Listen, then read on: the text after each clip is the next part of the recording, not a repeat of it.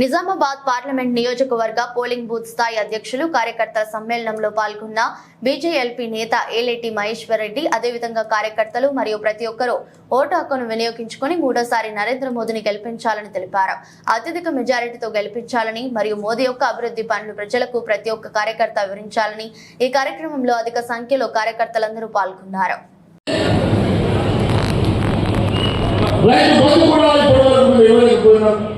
కేవలం ప్రజల్ని మోసం చేశారు. 4,000 రూపాయలు నిరుద్యోగ ప్రతిష్టాన్ని పడలేకపోయారు. అన్ని రకాలుగా మోసం చేసి ఈరోజు మాట తప్పి మళ్ళీ మాయ చేసే ప్రయత్నం చేస్తా ఉన్నారు. యూనిట్ కూడా మీరు జీవుల ఆధారంగా మీ అన్నింటినీ బయట పెడితే ఇప్పటి వరకు కూడా సమాధానం చెప్పినటువంటి ముఖ్యమంత్రి దానికి సమాధానం లేదు. వారి మంత్రులు కానీ ఇప్పటి వరకు భారతీయ జనతా పార్టీ ఈ ప్రభుత్వం చేసినటువంటి అవినీతి బట్టబయలు చేసి మీరు ఇచ్చినటువంటి జీవోలు బయటపెట్టి ఏ విధంగా 300 కోట్ల రూపాయలు అవినీతి చేశారు మేము బయటపెడితే ఇప్పటి వరకు దాని మీద ఒక్క స్టేట్మెంట్ కూడా ఇవ్వాలనే ఒక దుర్మార్గం ప్రభుత్వం తెలియజేస్తాను. మిత్రులారా, ఇంకొక పెద్ద మనిషి మాట్లాడుతున్నాడు. 10 సంవత్సరాలు ముఖ్యమంత్రిగా ఉన్నటువంటి వ్యక్తి కేసీఆర్ గారు చెప్తా ఉన్నా, ఆయన వయసు తరుణం అడుగుతా ఉన్నా, భారతీయ జనతా పార్టీ కొట్టాలట, తరిమి కొట్టాలట. అయ్యా, మన ప్రజలు తరిమి కొట్టే సాగులో పడ్డావు, నువ్వు భారతీయ జనతా పార్టీ గురించి మాట్లాడేది. భారతీయ జనతా పార్టీ ప్రజల కోసం, ప్రజల సంక్షేమం కోసం, అక్కడకు పడు బలియ వర్గాల కోసం పనిచేస్తా ఉన్నది. నువ్వు అవినీతి చేసి, నీ కూతురు అవినీతి చేసి, నీ కొడుకు అవినీతి చేసి ఈరోజు జైలు పడితే నువ్వు మంది గురించి మాట్లాడుతూ ఉన్నావు. ఇంకా ఎడవలేదు, ఎవరు వస్తారో చూసుకున్నా దమ్ముంటే రమ్మన్నావు కదా. ఆ వేళతో సాగుతుంది నీ కూతురు అరెస్ట్ చేస్తే ఈరోజు మధ్య గురించి మాట్లాడుతున్నావు అని అడుగుతున్నా. నేను ఒకటే అడుగుతా ఉన్నాను, నీ వయసులో నీకున్న వయసుకి నువ్వు చెప్పేటువంటి అబద్ధాలు ఎప్పుడైనా భారతీయ జనతా పార్టీ కరెంటుకు మీరు పెడతామని చెప్పారా? ఏ ఒక్కసారైనా ఏ ఒక్క సర్కులరైనా ఏ ఒక్క స్టేట్మెంట్ అని ఇచ్చినట్టుంటే మేము నిరంతరం సిద్ధమని చెప్తా ఉన్నా. గతంలో కూడా చెప్పినాం, ఏ ఓటర్కి మీరు పెడతామని భారతీయ జనతా పార్టీ చెప్పలేదు. మీరే అడ్డగోలుగా లక్షల కోట్ల రూపాయలు పెట్టి కరెంటు కొనుగోలు చేసి నువ్వు చేసిన అవినీతిగా జనతకు సిద్ధమని అడుగుతా ఉన్నా. కేసీఆర్ గారు మీరు చేసినటువంటి కొనుగోలు జరిగినటువంటి కొన్ని వేల కోట్ల రూపాయల అవినీతి పనులు సిద్ధంగా ఉన్నాం. చర్చకు సిద్ధమా, లేకుంటే దీన్ని సీఎం కూడా సిద్ధమా అని అడుగుతా ఉన్నాను. మీరు చేసినటువంటి అవినీతి, మీరు చేసినటువంటి కరెంటు కొనుగోలు అవినీతి కానీ, కాళేశ్వరం అవినీతి కానీ, మీరు చేసిన మిషన్ కార్యక్రమం దాన్ని నువ్వు సిద్ధమా అని అడుగుతా ఉన్నా. నీకు దమ్ము ధైర్యం ఉంటే సిబిఐ ద్వారా దాని మీద ఇన్వెస్టిగేషన్ చేయించడానికి నువ్వు ఒప్పుకుంటావని అడుగుతున్నా. ఎక్కడ పడితే అక్కడ అవినీతి చేసి ఈరోజు మీ బిడ్డ జైల్లో ఉన్నది, రేపు నీ కొడుకు జైలు పోతున్నాడు, ఎటువంటి రేపు ఏం జరుగుతుందో తెలియని పరిస్థితుల్లో నువ్వు. ఒకవైపు ఫోన్ ట్యాపింగ్, ఒకవైపు అవినీతి భయంలో నీ కుటుంబం నిండా మునిగింది. ఈరోజు ఇంకా నువ్వు ప్రజలకి వెళ్ళి మళ్ళీ భారతీయ జనతా పార్టీ మీద మాటలు చెప్పే ప్రయత్నం చేస్తాము. ఎవరైనా మాటలు చెప్పినా రేపు ఈ రాష్ట్రంలో భారతీయ జనతా పార్టీ కనీసం 10 నుంచి 12 సీట్లు గెలవబోతున్నామని చెప్పి తెలియజేస్తాము. మిత్రులారా, మీరందరూ భారతీయ జనతా పార్టీకి పునాదురాలు. ఈ నిజామాబాద్ పార్లమెంట్ మనం గెలవడం చాలా అవసరం. ఈ నిజామాబాద్ పార్లమెంట్ ఎట్టి పరిస్థితుల్లో కూడా మీరు అన్ని దాన్ని గెలిపించండి. రేపు అరవింద్ గారు ఈ నిజామాబాద్ పార్లమెంట్ ప్రజల అభివృద్ధి కోసం కానీ, ఈ రాష్ట్రంలో వాళ్ళ కీలక నాయకుడుగా మీ అందరి మనలో పోయి మీ అందరినీ సేవ చేస్తారని కూడా తెలియజేస్తుంది. ఎవరికి ధన్యవాదాలు తెలియజేస్తూ భారత్ మాతాజీ జై శ్రీరామ్.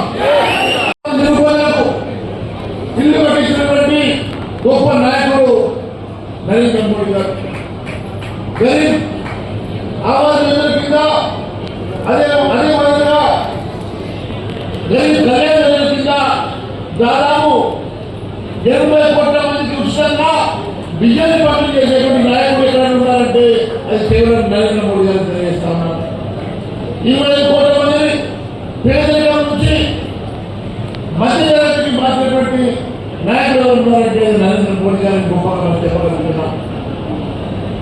ఒక్కసారి ఆలోచన చేయండి. దాదాపు 10 కోట్ల మందికి ఉచిత గ్యాస్ ఇచ్చి దాదాపు 73,000 కోట్ల రూపాయలు వారి మీద ఖర్చు పెట్టి ప్రతి పేదవాడు ప్రతి మహిళకి ఇబ్బంది లేకుండా ఉచిత గ్యాస్ ఇచ్చినటువంటి గొప్ప నాయకుడు నరేంద్ర మోడీ గారు తెలియజేస్తా ఉన్నారు. ఆయుష్మాన్ భారత్ 72,000 మందికి డబ్బు జరిగింది. 100% గ్రామాలలో ఈరోజు కరెంట్ వచ్చింది. 99% గ్రామాల్లో ఈరోజు రోడ్డు వ్యవస్థ వచ్చిందని తెలియజేస్తా ఉన్నారు.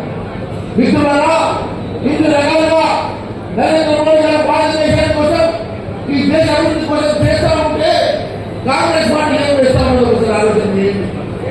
ఎక్కడ పడితే అక్కడ స్టాంపులు, ఎక్కడ పడితే అక్కడ అవినీతి. కేవలం 4 నెలల్లోనే ఈ రాష్ట్రం అవినీతి మారిందంటే 4 నెలల్లోనే ఎక్కడ పడితే అక్కడ కార్పొరేషన్లు బీటెక్స్ వచ్చినాయంటే ఒక్కసారి మీరు ఆలోచన చేయాల్సింది కాదు తెలియజేస్తా ఉన్నారు. నోటికి వచ్చిన అబద్ధాలు, నోటికి వచ్చినన్ని సంక్షేమ కార్యక్రమాలు ఇస్తామని చెప్పేసి మేనిఫెస్టోలో పెట్టి ఈరోజు 6 గ్యారెంటీలు కాదు కదా మీరు ఇచ్చినటువంటి 412 హామీల్లో ఏ ఒక్క హామీ కానీ ఏ ఒక్క గ్యారెంటీ కానీ ఇప్పుడు అమలు చేసామని అడుగుతా ఉన్నాను. 4 గ్యారెంటీలు పూర్తి చేసినట్టు చెప్పుకుంటున్నటువంటి ముఖ్యమంత్రి గారు ప్రశ్నిస్తున్నా. ఇప్పటి వరకు ఒక్క గ్యారెంటీ పూర్తి చేసినామంటే నేను దేనికైనా సిద్ధమని చెప్పి తెలియజేస్తా ఉన్నాను. ఇప్పటి వరకు ఒక్క గ్యారెంటీ కూడా అమలు చేయకుండా పూర్తిగా అమలు చేసినట్టుగా మీరు పేపర్ అడ్వర్టైజ్మెంట్ ఇస్తా ఉన్నారు. కేవలం ఈ 4 నెలల్లో మీరు చేసిందంటే మీరు చేసింది కేవలం ఈ రాష్ట్రంలో కాంట్రాక్టు బదిలీయడం, అభివృద్ధి చేయడం, బీటెక్స్లు వాటేసిన పేరుగా ఈ రాష్ట్రాన్ని దోచుకోవడం తప్ప ఈ ప్రాంత అభివృద్ధి కోసం కానీ ఇక్కడ అట్టడుగు బడుగు బలైన వర్గాల కోసం ఏం చేస్తామని అడుగుతా ఉన్నాను. మీరు డిసెంబర్ 9వ తారీఖు రోజు రుణమాఫీ చేస్తామన్నారు. ఇప్పటి వరకు సభాధ్యక్షుడు భారత్ మాతాకి జై శ్రీరామ్. వేదిక మీద నాతో పాటు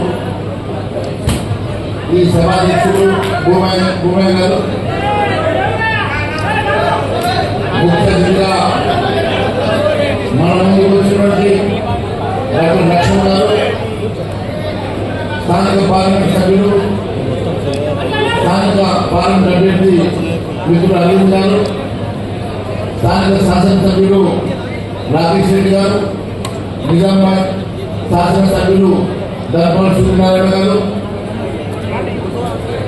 జిల్లా పార్టీ అధ్యక్షులు, కన్వీనర్లు, వేదికపై ఉన్నటువంటి భారతీయ జనతా పార్టీ ముఖ్య నాయకులు, వీరాలుగా వచ్చినటువంటి నా భారతీయ జనతా పార్టీ కుటుంబ సభ్యులందరికీ కూడా పేరు నమస్కారం అందజేస్తున్నాను.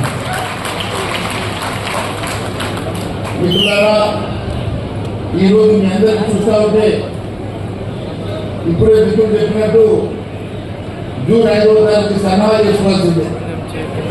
ఖచ్చితంగా నిజామాబాద్ పార్లమెంట్ అత్యధిక మెజార్టీతో మనం గెలవబోతున్నామని పూర్తి సంకేతాలు వస్తా ఉన్నాయి. నిజామాబాద్ పార్లమెంట్ ఖచ్చితంగా గెలుచుకుంటాం, కానీ ఎంత మెజార్టీతో గెలుచుకుంటాం అనేది మనం ఈరోజు మీ అందరి కష్టం ఆధారపడుతుందని భావిస్తున్నాం. మిత్రులారా, నరేంద్ర మోడీ గారు ఈ దేశంలో ఎక్కడో 11వ స్థానం ఉన్నటువంటి భారతదేశ ఆర్థిక వ్యవస్థని తీర్చిదిద్ది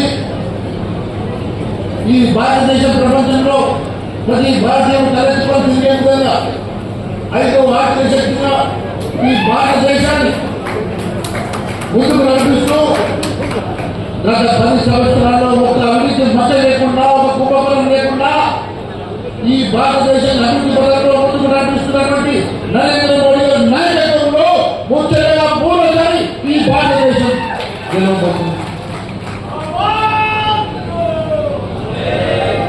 ఈరోజు దేశం కోసం, ధర్మం కోసం ఈ భారతదేశ భావి తరాల కోసం రేపు భారత మాత ఈ ప్రపంచంలో 3 ఆర్థిక శక్తి ఎదగాలన్నా ఈ విజయం చరిత్రాత్మకమైన అవసరం మీకు తెలియజేస్తా ఉన్నా.